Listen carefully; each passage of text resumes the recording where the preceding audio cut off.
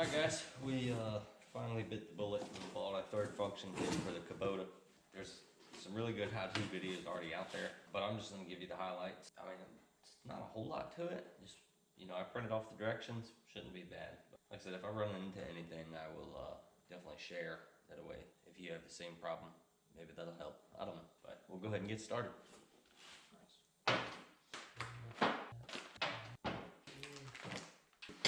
By the way, this kit's from Summit.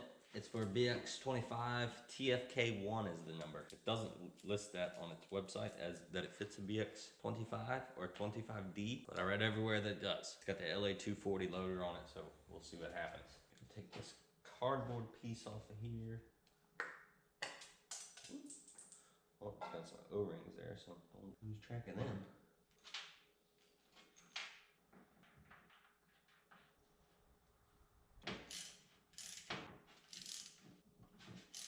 That's step number one. Attach that to that. Make sure the P is lined up with the pinhole. So the ones without the O-rings go to the power beyond port in the tank, so towards the tractor. So hoses will get connected to those, so you don't need O-rings. Unlike over here, you got the ones with the O-rings, so it seals in that fitting. So that's what that should look like. Male, female. I'll take out that carriage bolt, and this will go there. Alright guys, we got the bracket on. That's what that should look like. I was worried about this pedal being too close, but I think we'll be okay. Tank ports need to face down. Yeah, I'm definitely gonna have to move my toolbox, darn it. Alright guys, next thing we're gonna do is bolt that bolt head on here. I'll do something like this. I'll keep it tucked over here tight. We'll see.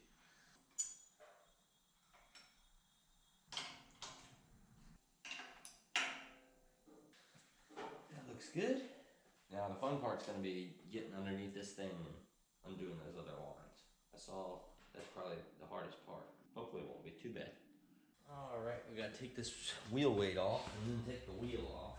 All right, I know one thing, these wheel weights are heavy. Things are a pain in the butt.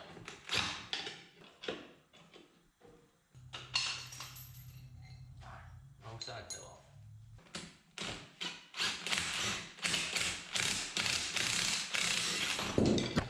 Watch your fingers. Woo, that was close.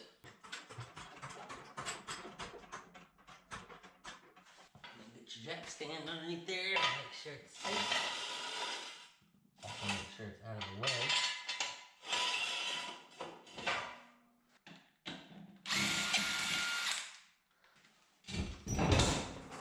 These definitely aren't fit. The one you loosen up back here is going to be this one. You break that loose there, and then you gotta get under there to do the other part. So let me do that real quick. Alright guys, so I've got this thin wrench that I had ground down. It's a Chinese wrench.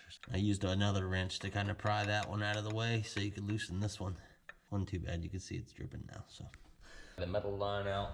The shorter hose, J48 is the last three, goes to the power beyond port. So we'll get this hooked up now and then I'll show you how I run it underneath here. All right guys, it wasn't easy, but we got that line, which is the return to tank, hooked up. We ran it up that way. It was kind of long because you gotta make a curve. So it comes up here. I went down in between those two bolts to take up that, keeps it away from the tire. Back up, you can see both of them right here.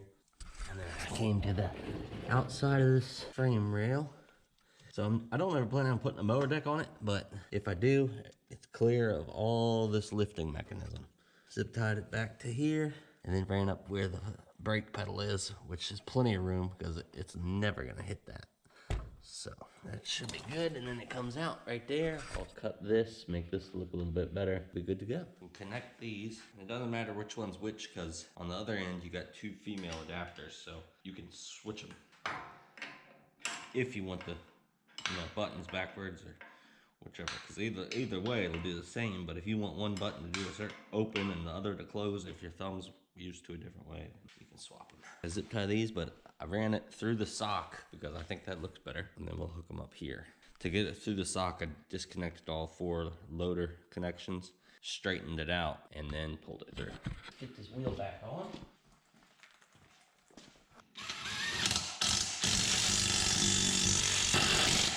Good. Alright guys, it's the next morning. We're gonna go ahead and do the electrical. We got all the plumbing done, mounted the solenoids and everything, so we'll do the electrical, get this hooked up, and should be about done. So you gotta use the big one and then step it down to whatever size you need. You can't just use one.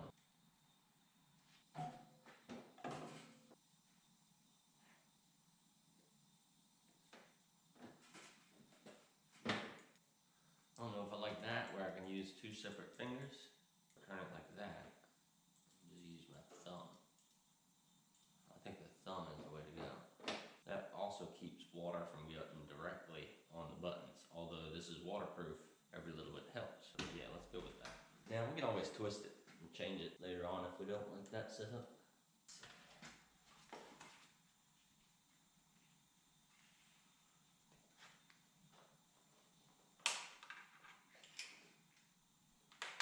Hopefully this rubber boot will stretch enough to get this connector through there.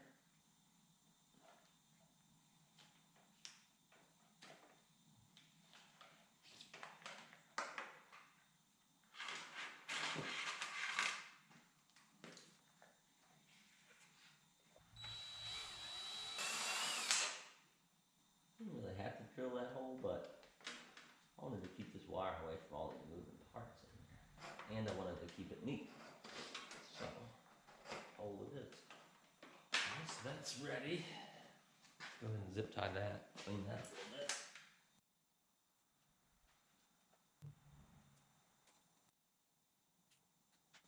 I used a lot of zip ties here, but when we're going through the woods, you don't want a stick or nothing to hang this and pull it. It'd be terrible.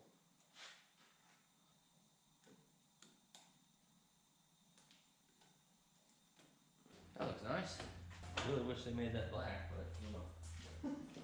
Made all this really long, which I guess better than being super short. It has to get plugged into there. That's a nice tight fit, and I like that. And this one connected there. Alright guys, we just finished up. I haven't cleaned up anything yet, but last night we got all the hydraulic lines ran. That looks good. We ran them through the sock there.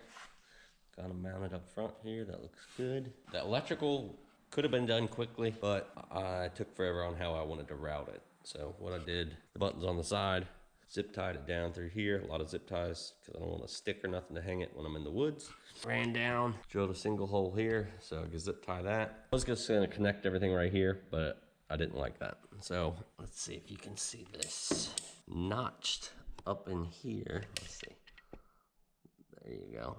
So that wire would go through there and it won't interfere with your grill cover here. So I notched that, zip tied it there, came in, gave you plenty of slack up here, came down, zip tied it. Here's your connector. Had to pull the slack back out of there because all these bars move. Here, watch. So you don't want to have it touching any of that. And then ran over and got it connected to the battery. Like I said, I took my time, made sure nothing was hitting up in here. That barely touches, that'll make clearance, so we'll just pull that like that. There you go. Like I said, notched it in there. I think that was the best way.